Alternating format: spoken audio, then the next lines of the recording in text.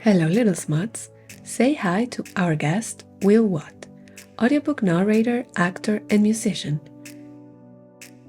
We are discussing Will's career journey, spicy books, and squirrels. Welcome to another episode of Between the Sheets. Hello, Will. Tell us a little bit about yourself. Who are you? What should we know about you? I'm Will. So as well as narrating audiobooks, I'm also a regular old actor as well. I live in New York. I moved here about, I think it's 9 years ago. So I'm almost at the 10-year point, which means I can officially call myself a New Yorker and start yelling, "I'm walking here" at people when I'm on the street and stuff. I think you get a badge and maybe a certificate. I'm looking forward to it.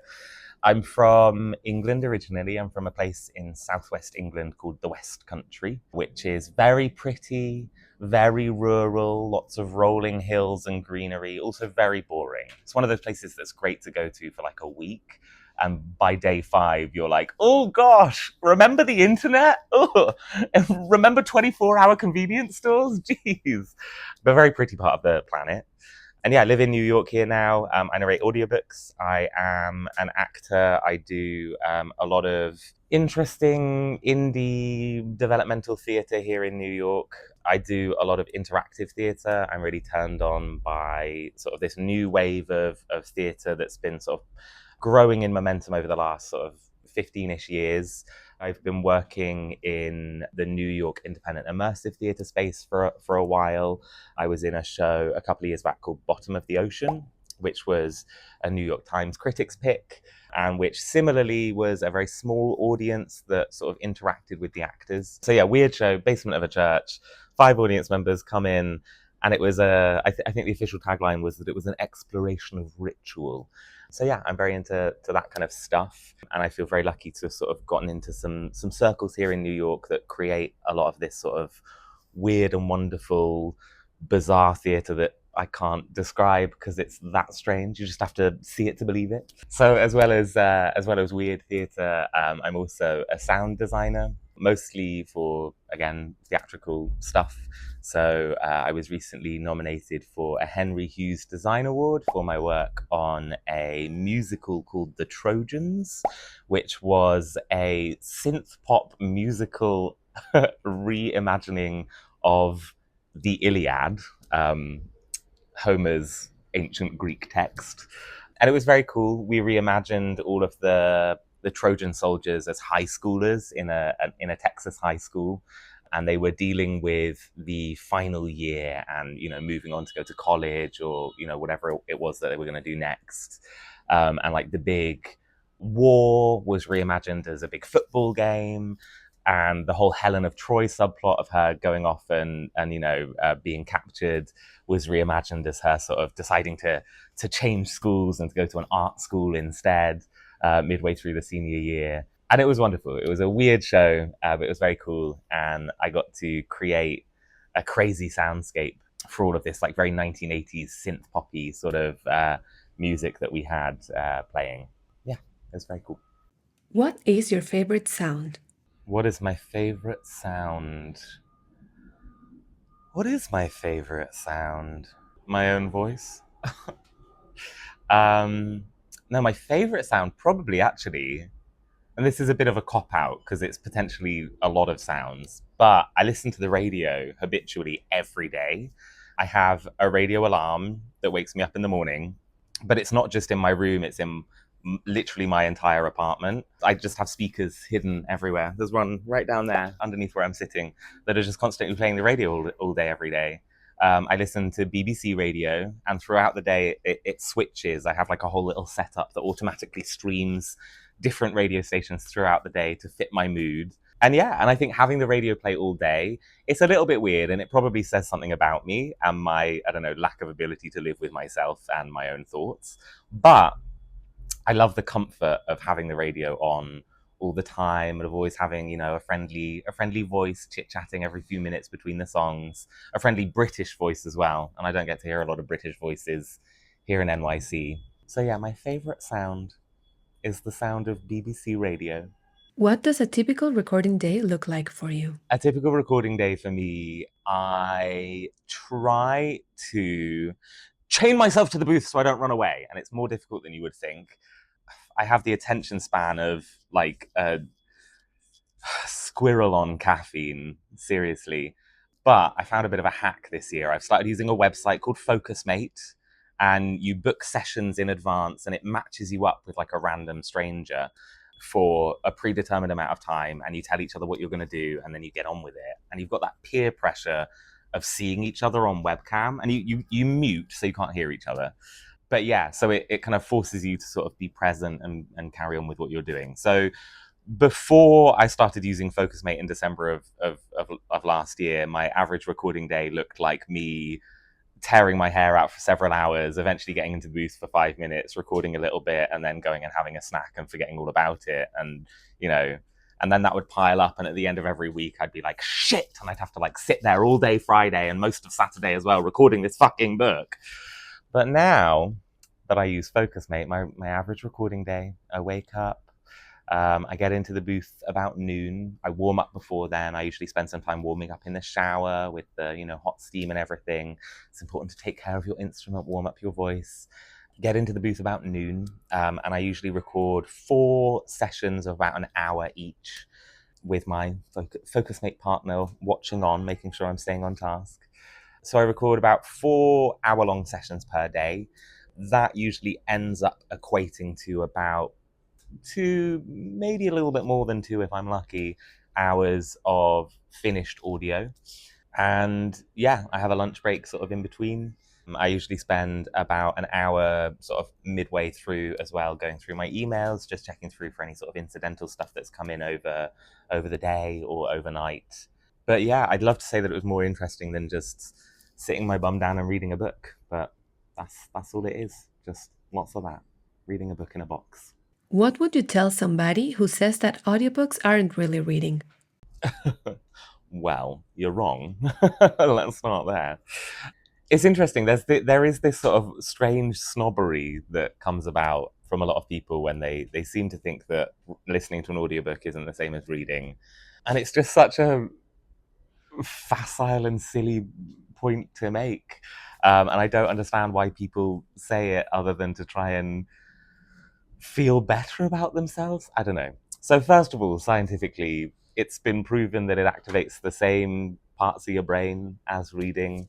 If we stick with facts, like just categorically incorrect, unfortunately, carry on. I'm living proof of the fact that you don't miss out on any literary goodness by listening to audiobooks. I really struggled to read growing up. I was very far behind all of my classmates in school when I first started. I just couldn't read and I couldn't pick it up, and I knew my alphabet and I had all the basics there, but I just couldn't read for whatever reason. And maybe in 2025, if I was in school now, I'd be diagnosed with something, or there would be some recognition as to what was holding me back. But at the time, nobody was sure. But I loved books, and my parents read to me growing up. One of my best memories of growing up was having my mum read to me every day before bed, me and my younger sister, a lot of Edwardian literature, which is probably the germination point for my love of that era. My parents bought me a lot of audiobooks as well, and we would take audiobooks out from the library. I was always listening to books, and I loved literature. I loved books, and I was engaged, and audiobooks allowed me to engage with something that I found it very difficult to engage with. And eventually, at some point, I had this I can remember the day that it happened. I had this one day where it sort of clicked in my head, and all of a sudden I was like, oh, I can read now.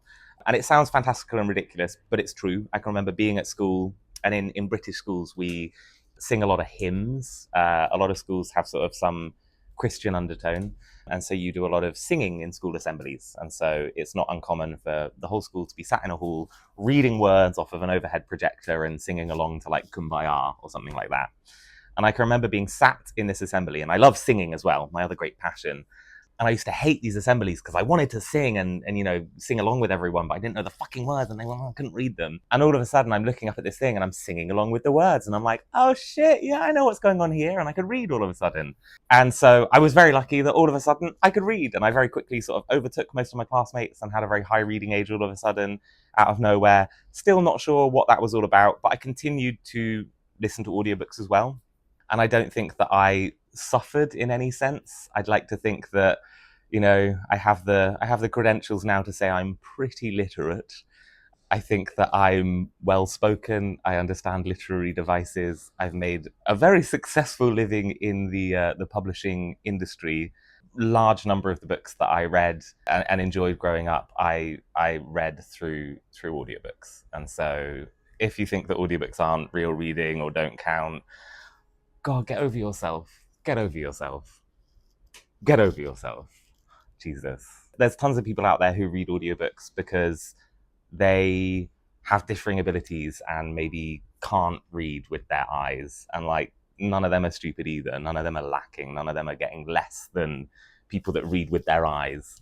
And I don't know. And again, with the snobbiness, I think that there's still this internal thing within me. Obviously, I read a lot of books. I read hundreds of books a year. I have to read the books more than once. And I still find it difficult to sit down and like make myself concentrate on reading a book when I'm not reading it out loud. And good God. And something I've started doing is listening to my computer's AI voice reading out the book to me as part of my pre-reading. It took me a long time to let myself do that because I was like, no, it's not real reading unless I'm reading it on the page. And the second that I stopped having that attitude and started listening to my books in advance as well and was like, oh, right, this is an accessibility tool. And I struggle with reading, physically for whatever ADHD reason. And actually, if I can use a tool which helps me and helps me to not fret and spend hours, wishing I was working harder, why shouldn't I? And I don't know, it's made me faster at what I do. It's made me more efficient. So yeah, listening to books is totally valid, and it's a totally fine way to get your literature fix. Don't let anybody tell you different. What is the strangest or funniest line you've ever had to narrate? The strangest or funniest line I've ever had to narrate? I don't know, honestly. I don't know. I have no idea. I get asked a lot about like a similar sort of version of this question. As a lot of people are like, do you ever find yourself laughing at the sex scenes? Do you ever find yourself like breaking character in the booth? And I think because I read so many books, a lot of things that might have titillated me sort of early on when you're like, I have to say that out loud. Oh my goodness. It's just another day in the office after a little while. And because I do a lot of, like, I don't shy away from romance, I don't shy away from erotica, I've always sort of had an idea in my head that I should put my money where my mouth is in terms of what I narrate. And I'm very sex positive. I have friends who are sex workers. I know that I don't want to make it seem like I'm embarrassed about narrating things that other people might find maybe tasteless or maybe controversial or maybe a bit much. So I've always done everything under my own name. And with that is sort of a realization that like what I'm narrating comes from me. And so I think there's a lot of things that I might have, 15 years ago before I started this, found a little bit like giggly or silly or, oh my goodness, how shocking. But nowadays, because of my approach to work, I've managed to work on such a huge breadth of different books, and I've gotten so many different perspectives and different types of stories that I've been lucky enough to be able to bring to life. It doesn't stand out so much anymore when I do get something that, I don't know, I feel like it's almost like, when you get like a puppy that isn't very well socialized and they're a little bit standoffish and don't know how to act around other dogs, and they just need a little bit of time in the dog park to get ready, get themselves familiar with all the other puppies there, and then they'll be fine. That's what I feel like. I feel like the puppy that's been in the dog park long enough to be comfortable with all God's creatures, with all the dogs that come and visit. So it doesn't stick out in my mind. But I'm sure there's been tons. There's definitely been a lot of lines that, as I've read them, have made me laugh, have made me chuckle, have made me gasp. But I don't know, they just don't stick out in the way that they used to, I guess. Is there a narrator that you haven't gotten to work with that you would like to? A narrator that I haven't gotten to work with that I would like to, yeah. I really, really like, there's a narrator called Eunice Wong, and she's also a New York-based narrator. represent.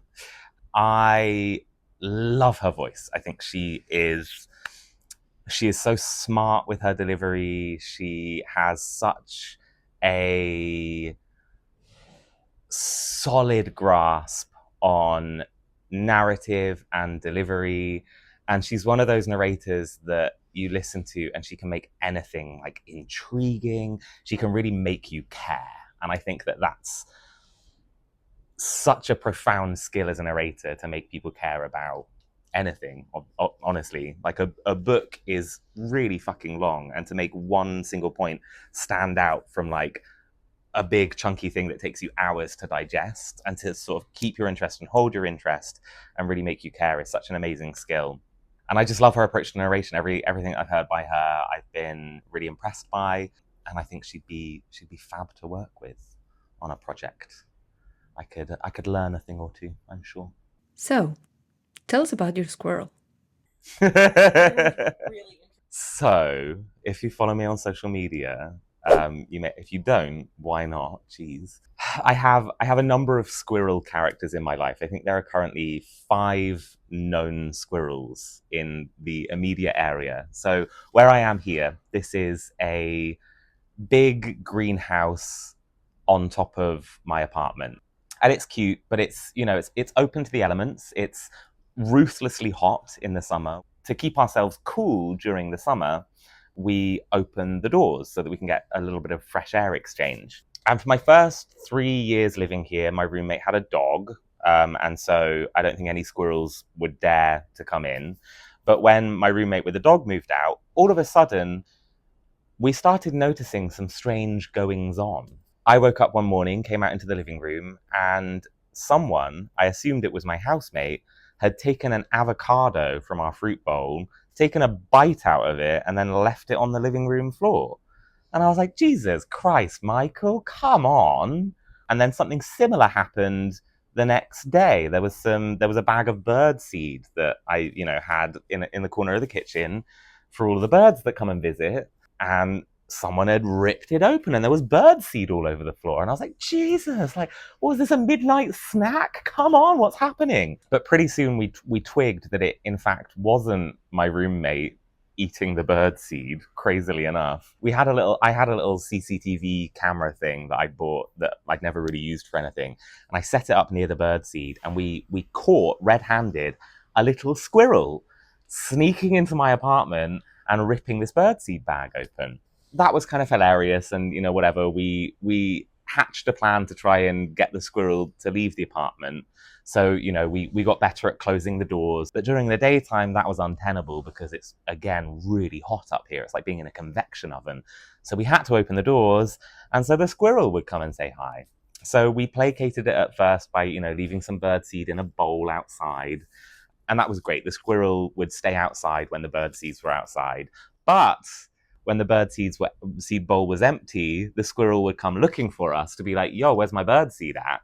So the squirrel kept visiting, and we kind of made our peace with it, and it got to the point where we had like a healthy distance. The squirrel stayed mostly upstairs on the roof. We still had, some cute interactions with it, managed to take some cute Instagram photos and videos. And during this time as well, I love sitting down and getting in a Wikipedia rabbit hole. It's one of my favorite things to do. So this whole time I'm like looking up stuff about squirrels. I start following squirrel influencers on YouTube. I start reading academic papers about squirrels online.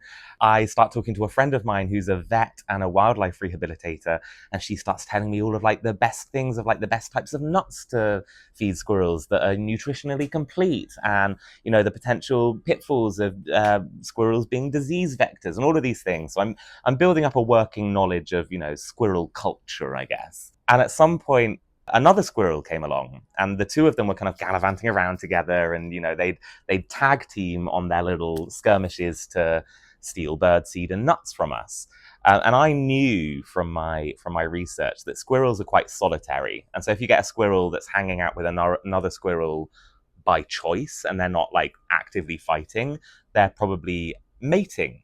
And they mate for a short period of time, and then they like cohabitate together for like a couple of months, and then they split up and they don't hang out anymore. They're very dramatic. So I saw these two squirrels, they're hanging out, and then sure enough, like 2 months later, the second squirrel disappears and the original squirrel is still running around. We named them, by the way. The original is called Bandit.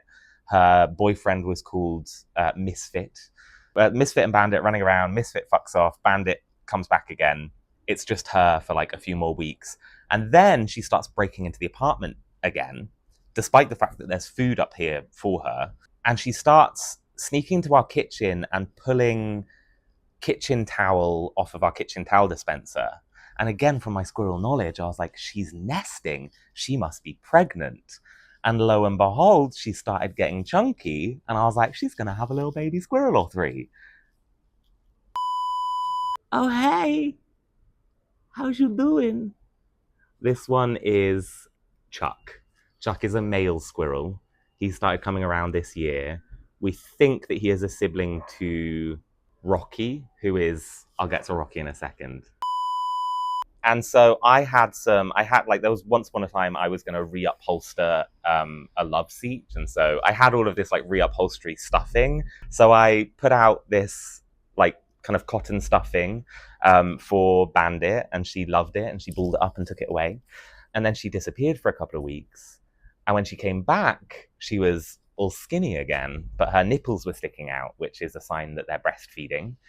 And so I was like, oh, she must have a little baby squirrel. And during this time, another squirrel showed up as well, another adult female squirrel called Big Ears. She started hanging around. And so we had like 3 squirrels that were, hanging around here up on the roof. Then a few weeks after that, still, a tiny little baby squirrel showed up on the roof. And it looked scared and dejected. And we were like, shit, this must be Bandit's little baby squirrel. And he'd be hopping around on the roof, and he never looked quite sure of himself, and he never really seemed to know what he was doing. In talking to the wildlife rehabilitator friend that I've got, we learned a lot about kind of, preserving ecosystems, and, we were leaving out a modest cache of nuts for the squirrels, but you're not supposed to overfeed them. You're certainly not supposed to get them used to any sort of human interaction. So we were very careful about never trying to interact with them directly. We set up a bunch of cameras in the space, and so we could keep an eye on them without interacting with them or, actually being a part of their life, because that's not a good idea for many reasons. But this little squirrel kept showing up. And at first we would see Bandit, the mother, kind of interacting with it. And then she kind of didn't seem super interested and began to sort of, I don't know, do her own thing. And he would just sort of be there looking small and vulnerable and scared. And we were taking regular photos of him. And I sent up some to my squirrel rehab friend. And she was like, oh, he doesn't look like he's doing so good. You should probably, help him out. So she basically identified that he'd probably been abandoned or semi-abandoned by his mother, or that he was struggling to sort of fly the coop. He hadn't put on a lot of weight over a period of time, which suggested that he was slightly malnourished. And there was a number of reasons why that could have been. It could have been like a parasitic thing. It could have been, just the abandonment from the mother. So my squirrel rehab friend sort of walked us through sort of the steps of what to do to try and get him back into shape. So we got some hazelnuts and some walnuts, which are fairly nutritionally complete, put them out for him in a little area that there was an area of the roof that only he would ever go to, and the other squirrels sort of never went over there. So we put some stuff out there for him. We put out some water that had some deworming medication sort of put into it.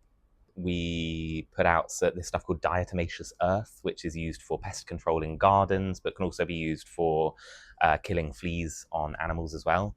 So we defleed him, we dewormed him, we got him back in sort of fighting shape. And he sort of bounced back and stopped looking so scared and malnourished and tiny. And he put on some weight. And we called him Rocky, after Rocky and Bullwinkle. And Rocky just kept hanging around. Because he was so comfortable with us always being there, we would notice that he would be fairly fearless. And so he'd come up, if we're sat here in the greenhouse space, he'd come and sort of chill on the floor next to us, occasionally jump up onto like the arm of the chair that we were on, occasionally would jump on our shoulders. We could like feed him by hand if we were very careful. And it wasn't the same as a relationship that you'd have with a pet. Like we couldn't pet him, we couldn't, call him by name or, do anything like that with him. And he was still very skittish. And if you move too fast around him, he'll run away. but he definitely had some level of comfort with us. And it's now a year later, he still shows up. He's a little bit less enthusiastic to be around us than he was. Now he keeps a safer distance, but he will still come and take a nut from our hands if we offer it to him. Yeah, he's super cool. We now have 6 squirrels that we've identified individually that variously come by and hang out. At the moment, it's mostly him, Rocky, and this other male squirrel that we think might be his brother, who we've called Chuck. Are there any sex positive spaces in New York that you'd recommend? Sex positive spaces in New York.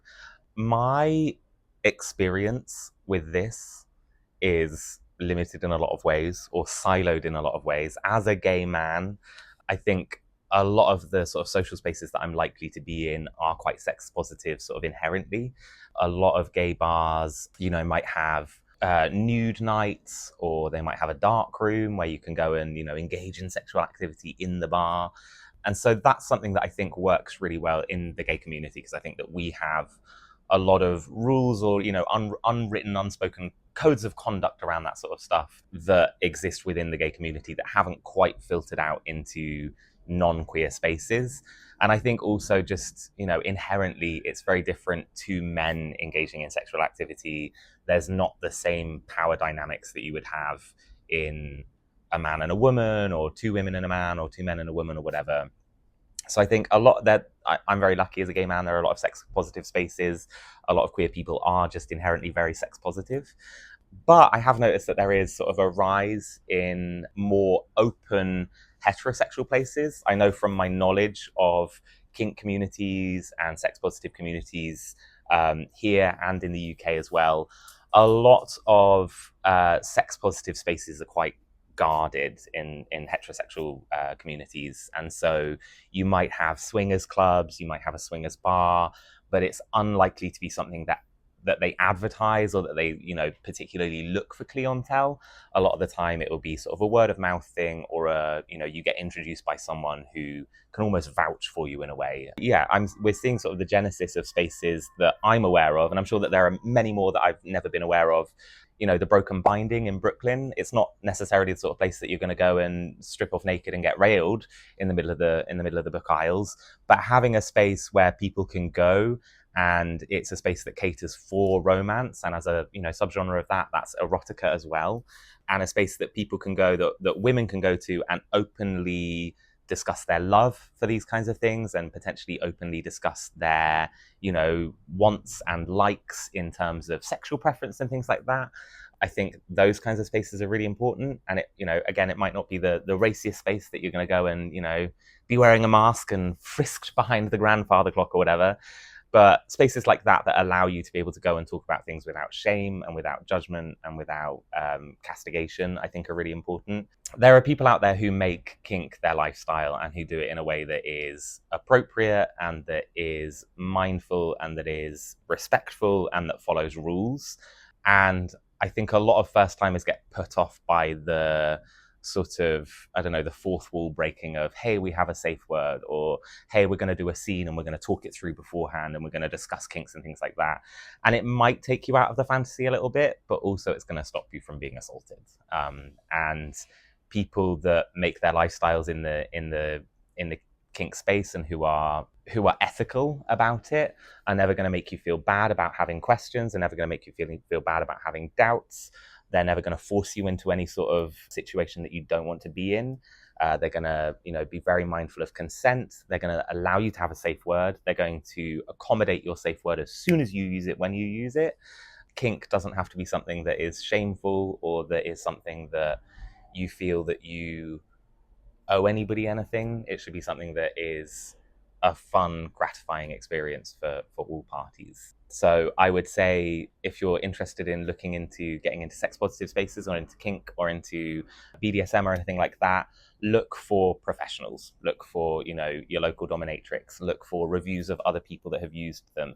Read up about what kink is. Read books about BDSM, about how it works. It might seem new, and it might seem exciting, and it might seem like this, brand new thing, but people having sex with multiple partners has been happening for years and years and years. People having sex in safe spaces, communally has been happening for years, and there's people out there that will help you do it in a safe and measured way.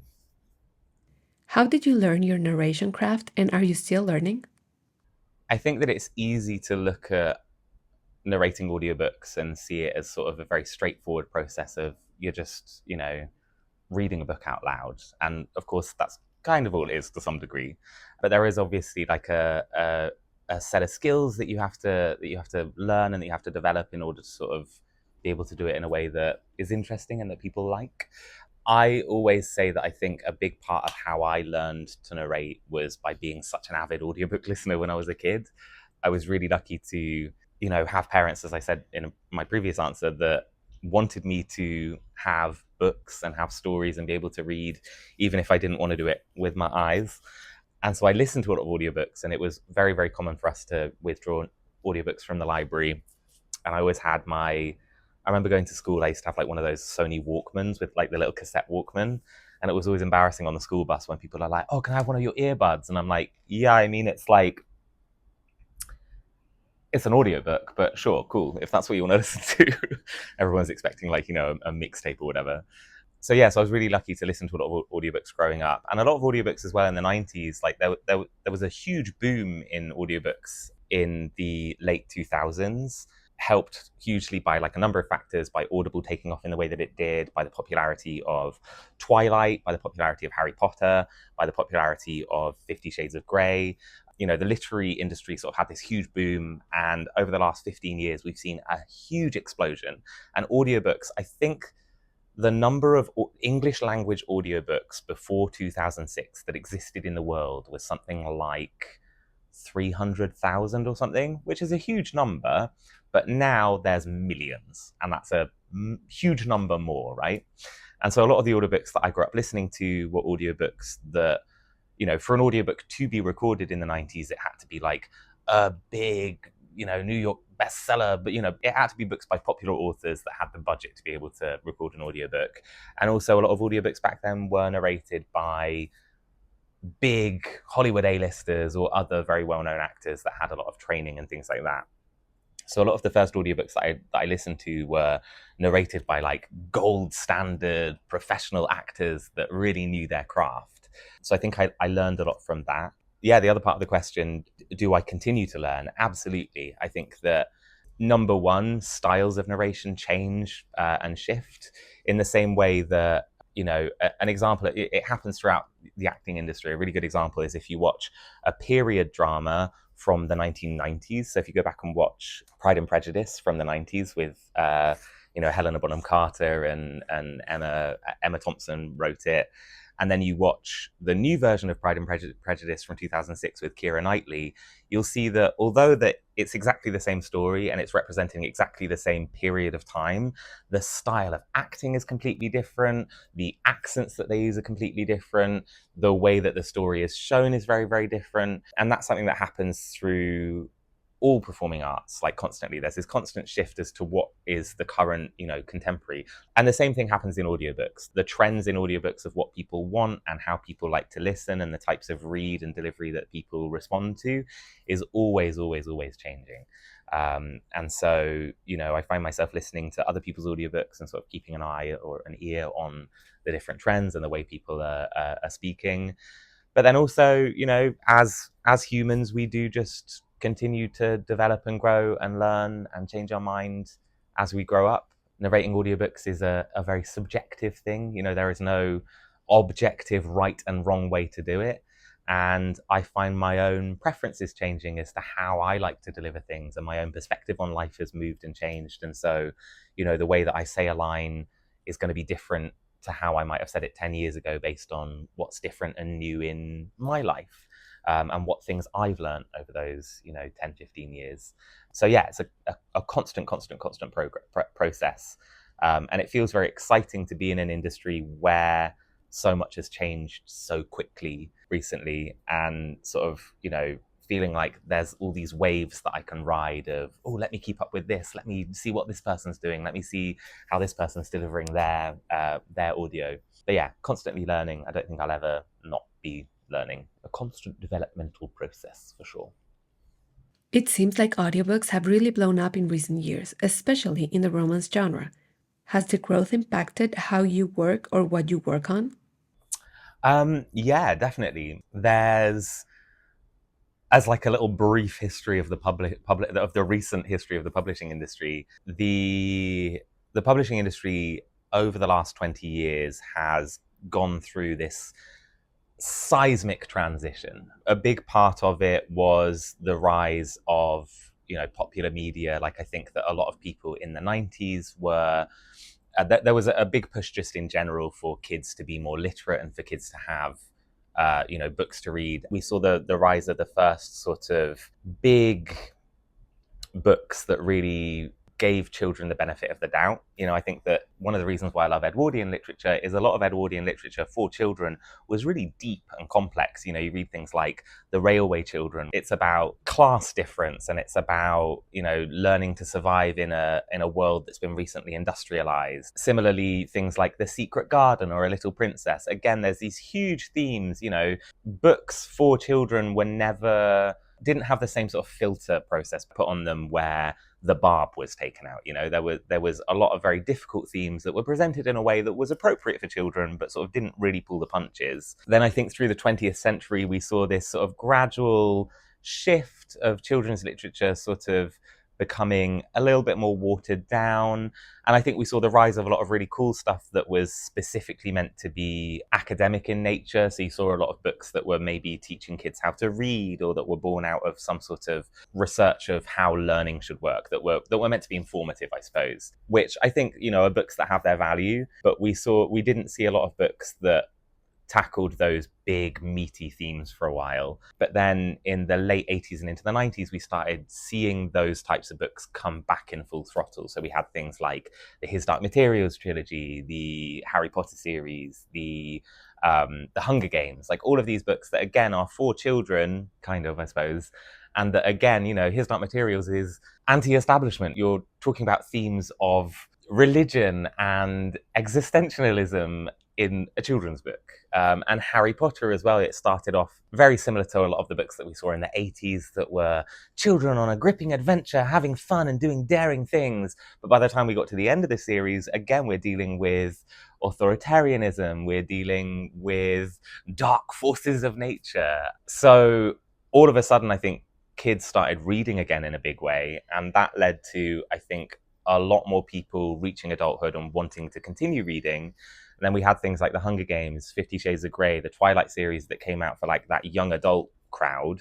And again, literature that was written for young adults, which was never really its own section before. And we saw the rise of self-published literature, and we saw Amazon offering their self-publishing services where anyone could write a book and get it printed to order and published online and sold to, a global audience. And I think a lot of people scoffed at that because they were like, oh, well, anyone can write tripe and put it on the internet. And it's like, yeah, but anyone can also write something really gripping that a publisher doesn't want to touch. And so all of a sudden you're seeing all of these books being self-published and these cottage industries sort of jumping up. And then we saw Amazon launch ACX, the Audiobook Creation Exchange, which is where a lot of people got their start as narrators. It's a place for self-published authors to find independent producers to produce their audiobook for them. And literature has just exploded over the last 15 years, largely because of self-publishing and because of this army of people who read great, interesting, gritty, informative literature growing up that now want to continue reading new literature. What am I even talking about? Geez, I've gone down such a tangenty tangent.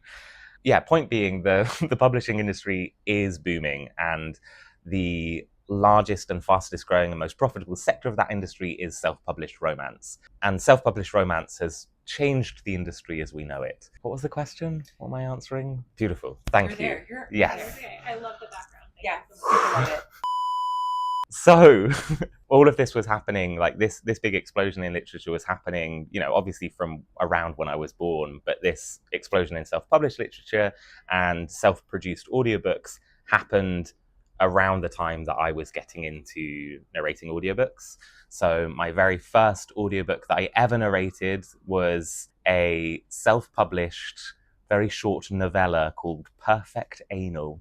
And it's like straight up erotica. I narrated it under a pseudonym. That was my first foray into the industry. And I've seen my career go from sitting in my bedroom at home with like my microphone that I've just bought on Amazon, sitting under my duvet being like, this feels so silly, I'm narrating a book called Perfect Anal, to, 15 years later, I narrated a book that's a New York Times bestseller. Like, I attribute my rise through the industry partially to my own work and dedication, sure, but largely to the boom that was happening at the time. I got into the industry at the right time to be able to ride that wave of, this storm that had started with people reading Harry Potter in the 90s and being turned on by it and being like, yeah, great, good stories are possible, that led to a boom in the industry. So yeah, it absolutely affected me, and I see it even now. The industry continues to grow, and I see the way the industry shifts around me. I see things like, when I first started out and I made the decision not to use pseudonyms,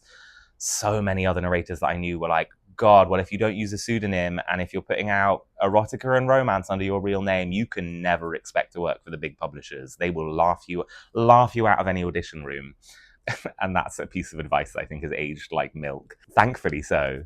So yeah, the industry has changed so much over the years and continues to change, and I don't know, it's a very exciting time to be part of this industry, and I feel very lucky to have gotten in on the ground floor when I did, and now I feel like I'm up in the clouds and nobody knows where we're headed next, and that's very cool and very exciting. Have you ever narrated a book that changed your perspective about something? Yes. Okay, have I ever narrated a book that's changed my perspective on something? I have two answers that really stick out to me. The first one, I narrated a couple of years back a non-fiction book called Queer City by Peter Ackroyd. And Peter Ackroyd is a British historian, and he's written a lot of historical records of London. He writes a lot of books about the history of London. And Queer City was a book all about London's queer roots, and like the history of the LGBTQ plus community in London. And I'm a gay man, grew up in England, and so much of growing up in the 2000s, it felt like the gay community was kind of starting to sort of poke its toes out and enter a bit of the mainstream. I never felt particularly connected to like the history of gay culture in any way, but reading Queer City really opened my eyes, because I learned about the ways that queer people got together as far back as like the Elizabethan times, and even before then. And a lot of vocabulary that gay men use now, or straight people use now, comes from this sort of hidden world that was so different from the hidden world that I got into, where it was hidden world, you're hiding away from ridicule or, maybe some, social awkwardness. Whereas back in the 1700s, it's a hidden world because you're hiding away from being executed. For a lot of straight people that go to a gay bar for the first time, I feel like they feel really out of their depth. And I recognize that because I did too the first time that I went. And it feels like, why are people behaving like this? What is this like vocabulary that they're using? What are these catchphrases? Like, this doesn't, like, where did this come from? And it's so easy to think that all of these facets and parts of the gay community only came to be in the last 10 years. But reading that book made it very clear that actually a lot of things that I think are very recent have existed since Queen Victoria was on the throne. Queen Elizabeth was on the throne before then. It was really eye-opening seeing, something that felt like part of my cultural heritage, even though it wasn't something, it's not something that comes down through my parents or through my family, but it's something that belongs to me regardless, that I had no idea about. And then the other book, what was it? Oh my goodness. It's gone. There was another book that also really changed my perspective on something, but I've lost it. I've forgotten it. That's okay. So, do you have any recent projects you want us to tell our followers about? Yes. I've done a ton of really cool books that I'm very proud of. I would say The Sweet Secret. Tierney Page, who I talked about before, Tierney reads on Instagram and TikTok. It is her second novel in her London Heart series, and it's very cute. Her written style is amazing for someone who it was wild reading The Other Brother, her first book, and being like, this is her debut. Like, how, what? She is a fantastic author, and she's so funny, and her books have so much heart and are just really feel good without being saccharine or Pollyanna. They feel very real. And for someone who, if you know her, you know she's very definitely Australian, no denying that. But reading through the first book, I assumed that she must have lived in London at some point, because the details that she gets right about London, she knows too much, god damn it. So that book's really cool. Then Catabasis or Catabasis by R.F. Kuang. This is a bit of a cheeky one because it's an 18-hour book, and I think my total narration time is less than an hour and a half. So I played a tiny, tiny, tiny role in the book. And my co-narrator, Morag Sims, definitely did 97% of the heavy lifting. But it is a fantastic book, particularly if you've ever been exposed to the world of academia, particularly if you've ever had to struggle through anything to do with grad school. You will find great comfort and pathos in this book. It's so clever, so well written, very funny. One of those books that you find yourself like highlighting things, underwriting them, and being like, I need to do a hefty Google search later on. So I really loved that. And then Fagin the Thief by Alison Epstein. If you've ever read Oliver Twist or seen the musical Oliver, you'll know Fagin as the sort of leader of the group of thieves from the book. And Fagin the Thief is a really tender and clever retelling of Fagin's story. It imagines, he's never given a name in the original, he's never given a first name in the original book, but it imagines that his name is Jacob Fagin, and it explores his early life in London. This was actually the book that I was going to give as a book that I've learned something about. So I didn't realise, but in the original publication of Oliver Twist by Charles Dickens, Fagin was sort of written as kind of a mean, unfair caricature of a Jewish person. And I think that we like to think of the Second World War and everything that happened there with, you know, the castigation of Jewish people and their mass extermination as something that happened sort of, you know, very, very quickly. But actually it came from